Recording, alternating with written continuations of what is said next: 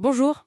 Bonjour. Aujourd'hui, on fait une plongée dans un texte assez particulier. Court, mais incroyablement dense. Le Tractatus Logo Philosophicus de Ludwig Wittgenstein. Oui, un livre qui a vraiment marqué la philosophie du XXe siècle. Il essaie de faire quelque chose d'assez fou. Tracer les limites de ce qu'on peut penser, de ce qu'on peut dire de façon sensée. L'ambition est énorme. Absolument. Le projet de Wittgenstein, c'est de comprendre le lien entre le langage, la pensée et le monde. Pour savoir où s'arrêter, en quelque sorte. Exactement. Pour clarifier comment le langage fonctionne, ce qu'il peut dire, et donc ce qu'il faut taire. C'est sa fameuse conclusion, quoi. Ce dont on ne peut parler, il faut le taire. Alors, allons-y. Le cœur de sa théorie, c'est cette idée que le langage figure la réalité. Les propositions seraient comme des images. Des builders, c'est ça. C'est ça, des images des faits. Mais attention, pas une simple photo. Ah bon? C'est-à-dire? Pour qu'une proposition puisse représenter un fait, que ce soit correctement ou incorrectement d'ailleurs, il faut qu'elle partage quelque chose avec ce fait. Une structure, ce qu'il appelle la forme logique. Une forme logique commune. Voilà, pensez à une maquette d'architecte. Elle représente le bâtiment parce qu'il y a une correspondance structurelle, même si la maquette n'est pas le bâtiment. D'accord, je vois l'idée. Une structure partagée. Mais alors, il y a ce point un peu étrange. Il dit que cette forme logique, on ne peut pas la dire, la décrire avec des mots. On peut seulement la montrer. Oui, c'est un des points les plus fondamentaux et peut-être les plus difficiles. Comment on peut comprendre ça? La forme logique, c'est ce qui rend possible la description du monde par le langage. Elle est la condition de possibilité du sens. Mais on ne peut pas en faire une proposition sensée elle-même. Parce que toute proposition sensée décrit un fait dans le monde. Donc elle se montre. Comment elle se montre? Elle se montre dans l'usage correct du langage, dans la façon dont les propositions s'articulent logiquement entre elles. C'est en utilisant le langage qu'on voit sa structure, en quelque sorte. D'accord.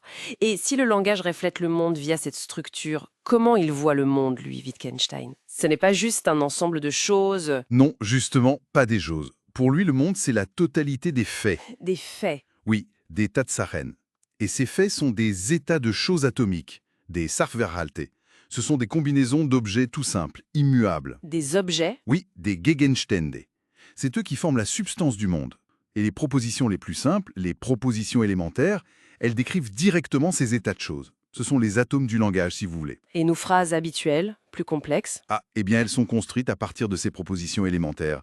Wittgenstein dit qu'elles en sont des fonctions de vérité. Fonction de vérité, ça veut dire quoi, ça? En gros, que la vérité ou la fausseté d'une phrase complexe dépend uniquement de la vérité ou de la fausseté des propositions élémentaires qui la composent. Un peu comme 1 plus 1 égale 2 dépend des valeurs de 1 et 1. C'est très logique tout ça. Et la logique elle-même alors? Les phrases comme il pleut ou il ne pleut pas, elles sont toujours vraies, non? Exactement, ce sont des tautologies. Elles sont toujours vraies, peu importe comment est le monde. Donc elles ne disent rien sur le monde. Précisément. Justement parce qu'elles sont toujours vraies, elles sont vides d'informations factuelles. Elles ne décrivent aucun état de choses. Alors à quoi elles servent-ils? Elles montrent quelque chose. Elles montrent les propriétés formelles du langage, sa structure logique. C'est comme le cadre vide d'un tableau. Il délimite l'espace, mais ne représente rien dedans. Les constantes logiques comme non et ou, ce ne sont pas des noms de choses, ce sont des opérations, des façons de construire. D'accord. Alors si le langage sensé décrit les faits du monde et la logique en montre la structure, qu'est-ce qu'il reste pour la philosophie?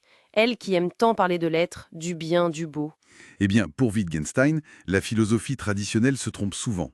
Elle essaie de dire des choses sur le monde, à la manière des sciences, mais elle finit par produire des énoncés qui violent la logique du langage, qui sont dépourvus de sens. Dépourvu de sens, carrément. Oui, une zilish.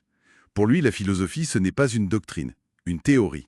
C'est Une activité. une activité de clarification logique des pensées.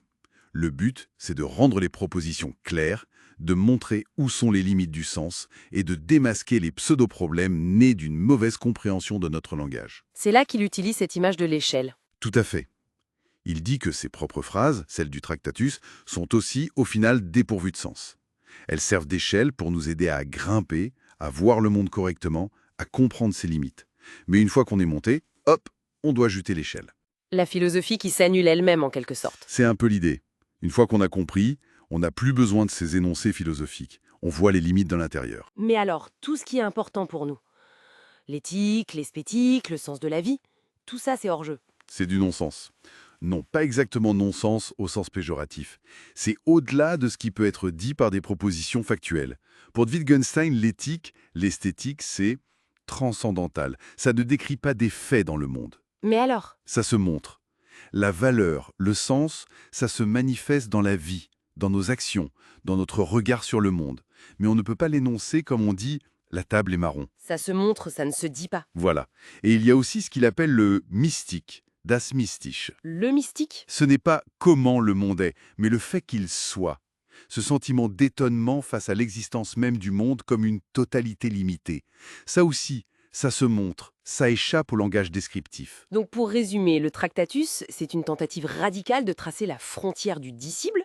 D'un côté, les faits du monde qu'on peut décrire avec des propositions sensées, structurées par la logique, Oui, et de l'autre, tout le reste. ouais, L'éthique, l'esthétique, le sens, le mystique, qui se montrent mais qui restent indicibles. c'est ça.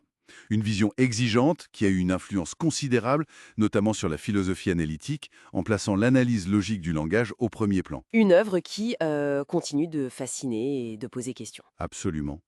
Et elle nous laisse peut-être avec cette interrogation, si ce qui compte le plus ne peut être dit, comment on fait?